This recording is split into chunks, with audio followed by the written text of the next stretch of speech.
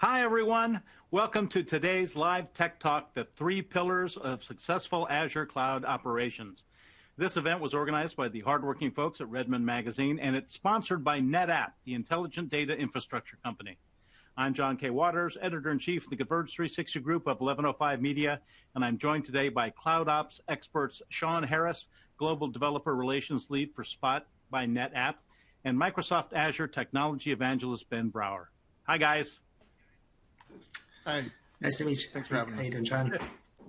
But getting CloudOps right is not easy. As Azure Cloud Operations teams move beyond migration and begin to scale in the cloud, they face a range of challenges, from reining in the cloud spend to bridging the skills gap and maximizing team efficiency. Meeting those challenges requires time, patience, and a solid foundation on which to build an effective practice, and that's what we're going to talk about today. I put together some questions for you guys. I'll let you decide who answers what as we go along. Feel free to jump in. We have a text-heavy audience with us today. And at the risk of insulting them, I always like to start with a definition. I think cloud operations is the embodiment and understanding of what the cloud is at the end of the day, which is realizing that you're running on somebody else's equipment in somebody else's space, but you're still responsible for the security and the operations behind it. And so CloudOps takes into account all of the aspects of what you have to manage to keep your cloud running. Sure, you can go set up a VM, but the CloudOps part comes in with how do you keep it patched? How do you keep it secure? How do you keep it monitored? All that thought process that has to go in that, just like we do with DevOps. It's that balance of infrastructure and operations that you have to take into account when you're running in the cloud. Yeah, I would completely agree, and I think there's another component, which is this is where you really see IT and the developer really begin to merge, along with the business teams. So you'll see a lot of business-oriented people involved in the operations of the workload, the operations of the infrastructure. Because what we're typically seeing is more business outcomes. We're really focused on business outcomes as it relates to how a particular application, how a particular workload is affecting that business outcome. All of that has to do with the way that particular workload is supporting that business outcome and its performance. But maybe talk about some of the challenges companies face making that happen. So my go-to has always been, you don't know, you can't manage and you can't control what you can't see. And cost is an important aspect of CloudOps, right? Like that's the one thing that we talk about when we talk about optimization and whatnot, is how do I control my costs? But knowing what your infrastructure is, who's called it, why it's running is just as important. As it's easy to manage one workload, 5 workloads, even 100 workloads are pretty easy to manage. But when you scale to thousands, 10,000s, 100,000 workloads, or even a hybrid environment, then that challenge becomes harder to know what you're working with, why it's running, and who owns it, and who's going to be the point of it. So that governance and guardrails are really overused terms, but controlling and knowing is key to ensure that you're getting the best value and the best performance out of your workload and protecting them from emerging threats. Fascinating. You know, maybe this one's for Ben, since best practices is sort of your wheelhouse. What are some of the best practices for ensuring proper visibility and accessibility in a cloud environment, especially when dealing with multi-cloud or hybrid clouds? Okay, well, I think the first thing I would start with is to talk about what does a management methodology look like. So I do have a slide here that I'd like to share. Right. That I think it kind of grounds the concepts in what is best practices. The slide here is basically describing what we have in our cloud adoption framework, which is the managed methodology. The managed methodology is basically one of 7 different methodologies within the cloud adoption framework. And so what manage is meant to be is a way to describe how cloud operations from a management perspective relates to the business which then relates to advanced operations below. And so when we think about best practices, one of the most important things is to establish the management baseline. So when someone says establish a management baseline, there's essentially three different things, three different disciplines to really consider. One is the inventory and visibility. So know like what assets you're actually trying to manage and making sure you have visibility of those assets. So it's basically what Sean was mentioning just before. Then there's notions of like operational compliance and protecting and recovering. These are basic concepts that you should have in every single one of your CloudOps sort of principles. And it's at that point where you think, well, if I've got a mission critical application where this cannot go down, you need to make sure there's resilience. You need to make sure there's an understanding that in any time this particular application goes down, it doesn't affect the use or the expectation of this particular application. It's at that point where you start to think about things like advanced operations, where you enhance the baseline. You enhance things more than just log analytics. You begin to really think about what does it take to ensure that you have multi-zonal support, making sure that there is BDCR and also other aspects to BDCR. And then finally, you begin to start thinking about what sorts of specializations do you need for the various platforms and the workloads. It's at this stage where you begin to really understand what is kind of the design principles that are aligned with this particular criticality as it relates to other aspects of your workload. So if you have a resilient, highly resilient workload, how does that affect cost? Or how does that affect security? Or how does that affect performance? So those are all aspects that you also need to take into account. Okay, so if we're talking about intelligent automation for CloudOps, how does that impact all this? I mean, you know, automation is on everybody's mind these days, you know, with AI, and it was been even before that for the efficiency and, you know, cost savings. Yeah, I'm going to push a slide and talk about it right here. So Great. It starts with those three pillars that we're really talking about today: infrastructure optimization, management and governance, guardrails, if you will, and application services, right? And this is kind of a marketing slide, and I realize that, but it's really hits the point that we talk about when people say, how do I start optimizing my Azure workloads? You have to gain operational efficiency, and you have to have SLAs that you can report back to your business. You can't do it yourself. Engineers are expensive. Engineers are hard to onboard and get trained and up to speed to the point where they're able to run stuff. And so having continuous optimization that's working behind the scenes, that's based on AI and machine learning and can do things at machine speed will at the end of the day really increase your performance, the availability of your workload, ensure that you're utilizing your resources correctly, and control your cost at the same time. And then when we talk about governance, you have to know who's getting access into your stuff and why. You have to give everybody the full visibility, because you can't make data-driven decisions without having the data in front of you. And then how do you deliver your application, right? You've got to be able to deliver at scale, at speed, and automation's really the only way to do that. And so those are the big topics when we start talking about that optimization and why it's important, just from a baseline level. If you can't see it, you can't manage it. If you don't know who's getting into it, you can't secure it. And if you can't deploy it, you're not doing business. Fascinating. Okay, so these are the three pillars, of our title here. What are let's talk about some of the tools that you can use to implement intelligent automation in cloud environments.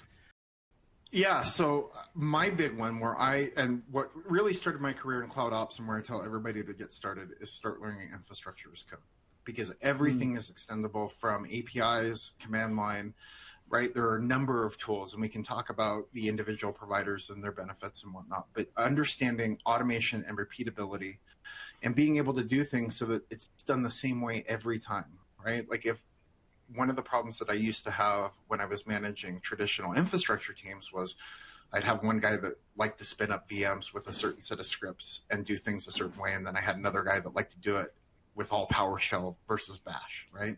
And so dialing in and coalescing around an initiative to have everything into, I guess we're calling it GitOps, where you're using pipelines and you're using that automation to drive your infrastructure, is that low-hanging fruit that anybody can start with, because there's really a low barrier to entry when it comes to infrastructures. The next one that I would say when it comes to that infrastructure automation is understand how machine learning works when it comes to remediation and auto healing, and really know what it's doing behind the scenes, so that when it's doing something, you know why and can report why you're trusting this automation. And then just understanding what your devs are doing, right? We talk about DevOps being that marriage between developer and programmer. And Ben, you made a good point earlier. So much of the way that we look at this has changed, because now the IT department is kind of programming, right? We're helping build those pipelines and deliver that code. We might not be writing the code, but we have to know how it works so that we can deliver it if something breaks. It's no longer developers throwing code over the wall and saying, go deploy this. Right. You have to be strategic and partner with it. So you have to understand what your application's doing, how your pipelines are working, and really build into that automation so that there's no one single point of failure at scale. I have the security question here too. How can intelligent automation enhance security and compliance in the cloud? And what considerations should organizations keep in mind to maintain a secure environment? What can you do to maintain a secure environment? Disconnect it from the internet and hide it in a room with no one. No, that's not really an option, right? And so that used to be the joke, that the only secure computer was the one that was locked away that nobody could touch. And that's right. No longer the case. And I think it's important to remember that Gartner, I think it was earlier this year, said that 99% of the breaches and attacks that we see on cloud workloads are because of mismanagement and misconfigurations. Miss and missed configuration. And that they're always, and that they're almost always 100% preventable.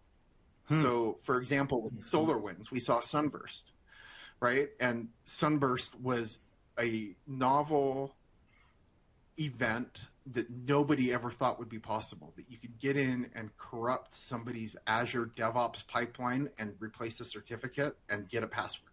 But it happened, and it extended.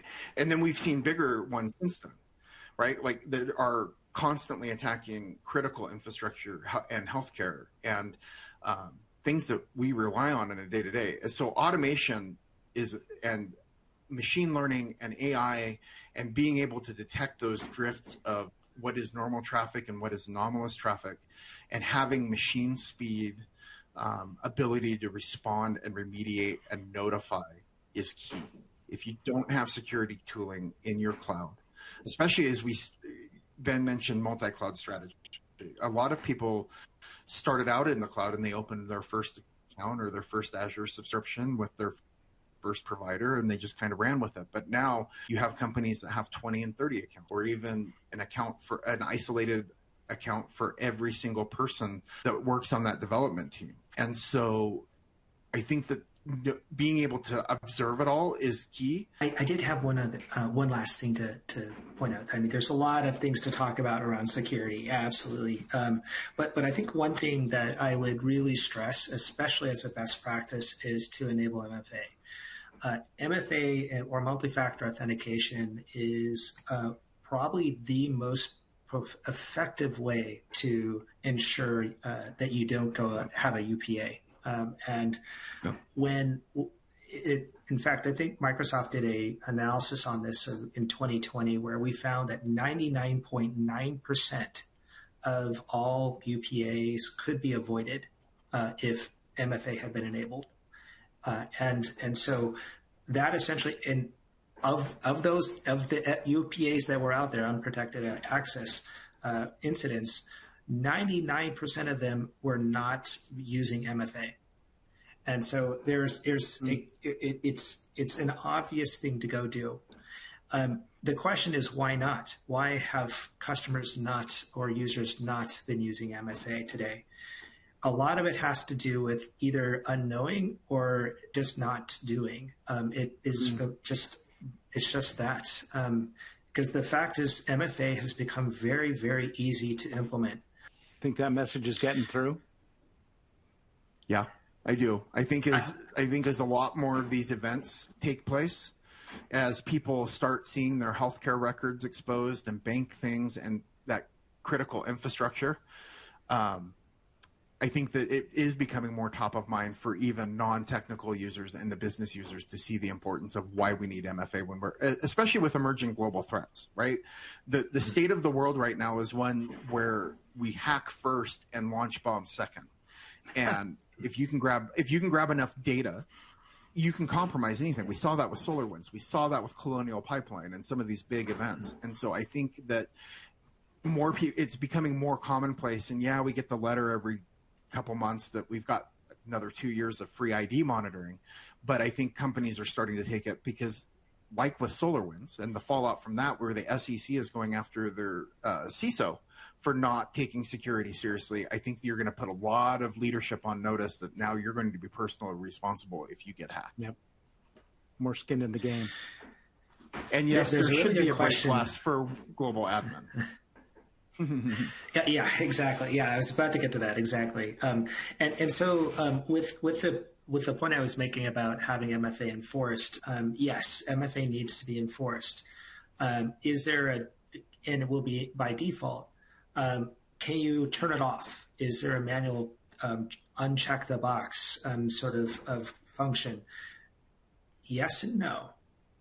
It's going to be more and more challenging over the years over time to uncheck the box, but it will be one of those things where we as Microsoft will make that we'll have that capability. You'll be able to do that, and especially with managed conditional access, that particular policy allows for that sort of thing for a couple of reasons. One is if you're a partner, for instance, and have multiple tenants running within that you're managing, you'll want to be able to have that sort of capability of turning off MFA for certain things. The same goes for if you're a global admin that has multiple accounts that you are not necessarily, or you're delegating access to. Those are certain types of MFA scenarios that you also want to be able to turn off, or for which you want to turn off. But then there's just the general notion of what MFA means for a global admin. It really needs to be turned on. Now, if you have an ID, like if you have an Okta or some other IDM, you'll probably want to be able to use that particular MFA feature within that IDM or ID provider. And so, in that case, yes, you'll be able to turn off MFA from Microsoft. So those are all scenarios and various things that we'll make sure are included in the experience. Fascinating. And I just want to add one more thing on the global admin thing. I get asked a lot, how do I secure my multi-cloud, multi-account, multi-subscription workload without having a break glass that has no MFA? My answer to that is always I use a token and I put that token in a safe, and the people who need to have access to that token can get access, right? It's either offsite in a safe deposit box, but there's never any reason. And the cloud providers, if you set up your security response and work in partnership with your scalar providers, will always have some way that you can work around if you can't get to that token. And that comes down to having your incident response plan in place. Mm-hmm. Mm-hmm.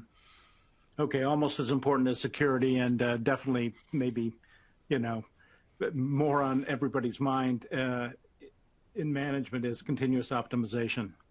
And it's crucial for cost efficiency in the cloud. What strategies or methodologies should companies employ to continuously optimize their cloud estate as it grows? Actually, that's not the one I wanted to push. This is the one I wanted to push. Oh, there we go. Azure is really powerful, but it can be complex. Manual administration, if you've ever clicked through the Azure console, and this is not a knock on Azure at all from their operations perspective, but we all know that the blades inside of Azure can get really daunting if you hit back in the wrong place, as I've learned many, many times. As containerization and Kubernetes becomes more popular, so does the need for the blend of the right instance families and sizes to ensure that your scaling plans are working correctly. And why would you manually manage your ROI and financial agreements when you can automate the acquisition, compliance, and burn down, right? And yes, I work for Spot by NetApp. The Azure Marketplace does not offer a comprehensive enterprise-grade optimization scale-out solution other than Spot. But these are all things that you have to consider when it comes to that continuous optimization.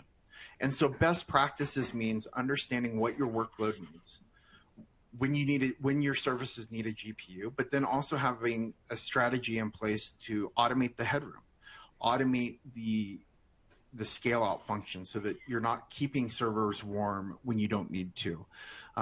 Being able to call new restack all of those pods inside of the nodes so that you're getting the best performance from your node, right? If I can stick double the workload onto one single node that's slightly bigger that I pay a little bit more for, now my cost has really gone down per compute unit because I'm getting more optimal balance and I'm using 99% of the memory and the processor on there. So those best practices you can do by hand for one workload or 5 workloads, but when you get to 10 and 100 and they're all production level, keeping them working and optimizing again requires that AI and machine learning background to keep that optimization going. Fascinating.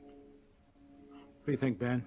I think one of the key areas of costs or continuous automation is going to be in the areas of things like scale sets, using scale sets for understanding how to consistently scale your environment with cost in mind. Along with the notion of, and this is what I should have said at the beginning, is you should have a governance model in place to start with. Like, you should understand what's critical.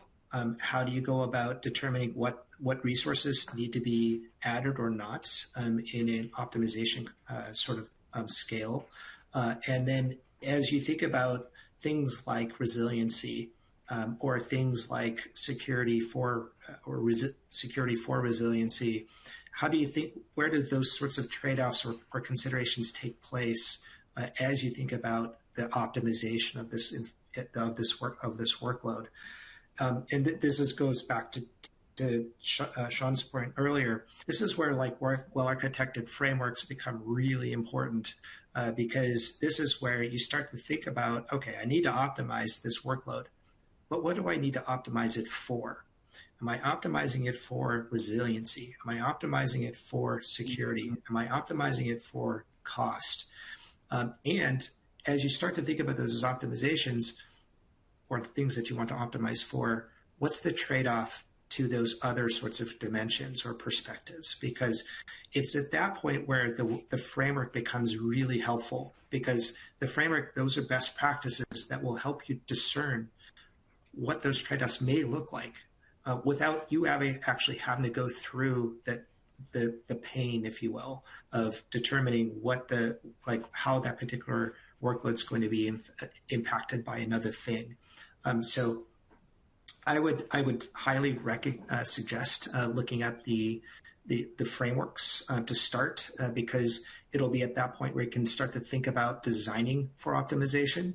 The design for optimization takes into account the workload along with the underlying environment, and it's also going to take into account as things change, how do you affect that change? Like, how do you adjust to that change?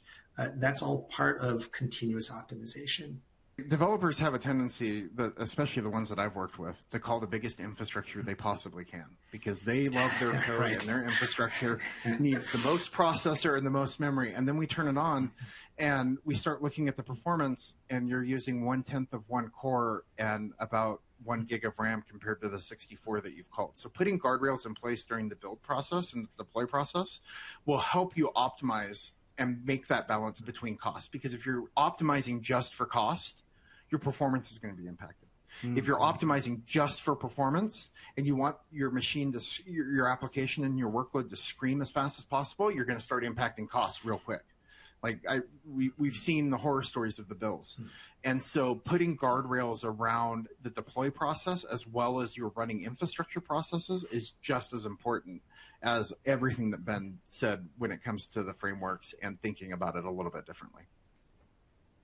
Fascinating. Do you guys have any examples of specific cost optimization initiatives that have yielded significant results for companies with rapidly expanding cloud footprints? I've seen companies that have shaved off 70% of their development and sandbox workloads because they were able to move everything to spot instances, like Ben mentioned. But having the automation in place to automatically identify some of that optimization, and if the graph that I'm showing right now, which is that what AKS infrastructure optimization at scale looks like. You see all the pods for the workloads in this demo environment, but then you see the Spot Ocean controller. And the Spot Ocean controller is our proprietary tool that was purpose-built with a partnership with the AKS team that we released in May, that basically is doing simulations of your workload every 30 seconds. And so every 30 seconds, we're constantly seeing what's the best way to optimize for your performance goals and your spend goals, and how can we best utilize those financial commitments that Ben talked about. And so being able to do that allows us to automate this process where we can go in and we can say, you really could benefit from switching your whole node and pod strategy to this slightly bigger one that's going to give you better density, or spinning off nodes that are spot instances, because we can report on the lifetime of those spot instances based on our historical usage and our partnership with Microsoft and some of the data that we have from the rest of our customer base. And so the key to optimization is there's no one way to go and track down all the waste. You need tools that can go in and say, hey, you've got all these snapshots that have been stacking up for the last 3 months that are just sitting there charging you money that you don't need.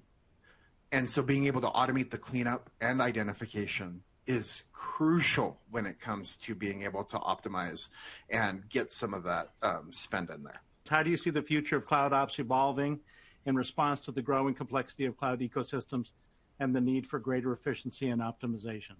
I know, big question. Pull out your crystal ball. I think there's a couple of interesting things about where CloudOps is going and the evolution of CloudOps.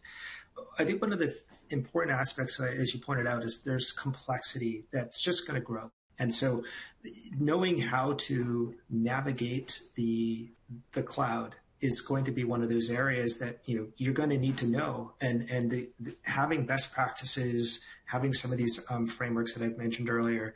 And one of the things that I hadn't mentioned earlier is our architecture center. The Azure Architecture Center basically has about 900 reference architectures that you can go look for and determine if this particular type of reference architecture meets your workload or relates to your particular workload. You can use that kind of as a backdrop to decide how are you going to use the cloud as it is. So I think there's a lot of complexity there. There's a lot of simplification that we would like to see. A lot of that sort of simplification is going to come from things like automation, and a lot of the intelligent automation that Sean talked about. Fascinating. Yeah. What do you think? Yeah, and I think your crystal ball, Sean. I think automation is going to become more key as response has to become quicker. We have to become more agile as we're working on stuff, and we're addressing the current state of the security. Right, securing workloads and the cloud is a team sport, so we have to shift left when it comes to security. I think that the everything ops is going to become more of a trend that we see, where we start to integrate more technical alignments into having that ops moniker, GitOps, DevOps, DevSecOps, right? We can go on for hours. And then I think Zero Trust and MFA and making sure that and those governance guardrails in cloud environments is going to become so paramount that every company is going to have to start thinking about it as we watch the fallout from some of these major breaches. And so security, automation, and AI. There's a reason every company in the cloud computing space is rushing to ship out AI products as fast as they can. Mm-hmm. It's the future. It's not to automate us out of jobs. It's to make us faster and more resilient. And so I think that that's the only way to do it. I want to be sure to get to questions from attendees. We don't have much time left, but we have enough. Let's start with Lynn, one of our favorite attendees. Hi, Lynn. Always ask intelligent questions. The question is, can you elaborate on best practices for provisioning, scaling, and optimizing infrastructure resources in Azure? I think there's some interesting things that I mentioned landing zone accelerators. I think that's one way to go about provisioning, scaling, and optimizing infrastructure specifically. There's also a new concept that we brought out, and I think it was maybe at Ignite or Build around deployment stacks. So a deployment stack is really interesting. It's similar to what we had with Azure Blueprints, where it's a really interesting way to utilize infrastructure as code and to do so in a GitOps manner or approach, because effectively what you're doing is you're building in the infrastructure as you're building the code or as you're designing the code. And so it's a really interesting way for a developer to utilize a platform or an environment that has already been configured for your type of workload in a way that is holistic to that particular workload. Yeah, I think when we talk about best practices, it comes down to your business functions, right? My best practices for my workloads is going to be a little bit different, but it comes down to that implementing automation, playing with and understanding what your workload needs, and then the landing zone concept. Before Microsoft came out and called them landing zones, I called them the vending machine, because I could go spin up and tear down an account or an Azure subscription on demand. And I could give my developers the ability to do that with their code while they were in test. While we're here, I want to push out one thing to the audience. We have a developer resource portal that we've built at NetApp. And if you visit the NetApp developer.netapp.com developer portal, right at the top, you'll see something that says Spot K8 Labs. And we have a lab for every single scaler where you can go and test the Spot tools and see how our automation works in a lab, where you just kick it off and sign up for the free trial, and you can start today. And it takes 30 minutes to onboard the Spot from the marketplace. And we make that available. And we also have a Discord community that you can join, where you can ask questions of our essays and some of our technical resources, not only from the CloudOps and automation side, but also the storage side. And so you can really tie together your hybrid and your cloud native environments together with these best practices. That is an awesome resource. Thank you so much. One more. I got to ask this question. This is from Tori. Of the 3 pillars you've discussed, which would be the one you'd recommend starting with? Loaded question. The governance, understanding who has access, what's being run. You can't start anywhere until you know what you see, until you know what is running in your account and why it's running. Which pillar would you choose, Ben? I agree. In fact, one of the things we hadn't talked about in this call the session was around the Cloud Center of Excellence. The Cloud Center of Excellence is the embodiment of governance, and if you don't start there, it's really hard to really plan it and a platform as a service as a platform landing zone. It becomes a really, really challenging thing if you don't know what your governance model looks like, especially for how it's going to apply to the cloud. And so with a cloud center or cloud center of excellence, you're essentially determining what that governance methodology needs to be, and then how are you going to go about enforcing and reporting on those policies.